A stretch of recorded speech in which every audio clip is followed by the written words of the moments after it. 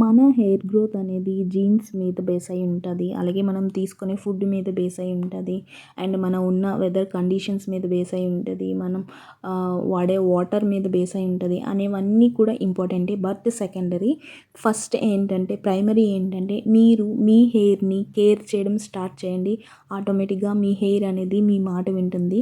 2019లో నేను నా hair care రొటీన్ని for the first time ever start చేసినప్పుడు, అప్పుడు నేను student, no job, no money.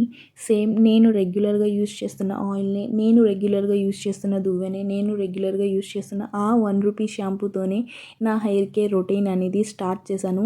And ఆ రిజల్ట్స్ అనేది ఆ పిక్ చూస్తే మీకే తెలుస్తుంది. సో హెయిర్ అనేది లాంగ్ అయ్యింది. అండ్ 2024కి వచ్చేటప్పటికి హెయిర్ షోల్డర్ వరకు కట్ చేసేసాను. ఈ మధ్యలో చాలా కటింగ్స్ చేశాను. అండ్ 25కి ఇప్పుడు నా హెయిర్ ఇంత హెల్తీగా ఉంది. సో లాంగ్ అనేది పక్కన పెడితే నా హెయిర్ అనేది రూట్స్ నుంచి కూడా స్ట్రాంగ్ అయింది. అందుకే నేను షోల్డర్ వరకు కట్ చేసిన, ఎటువంటి ఎఫర్ట్స్ లేకుండానే ఆటోమేటిక్గా అదంతలు అదే పెరుగుతుంది. సో నేను నా హెల్దీ హెయిర్ కేర్ రొటీన్లో ఎర్లీ డేస్లో నేను చేసిన ఇంపార్టెంట్ టిప్ మీతో కూడా షేర్ చేసుకోవాలనుకుంటున్నాను. అదేంటంటే హెడ్ మసాజే కదా అని అస్సలు లైట్ తీసుకోవద్దు. బికాజ్ హెడ్ మసాజ్ వల్ల మనకి బ్లడ్ సర్క్యులేషన్ అనేది ప్రాపర్గా అవుతుంది. అలా ఈవెన్గా ప్రాపర్గా అవ్వడం వల్ల మన హెయిర్ అనేది రూట్స్ నుంచి కూడా స్ట్రాంగ్గా అవుతుంది.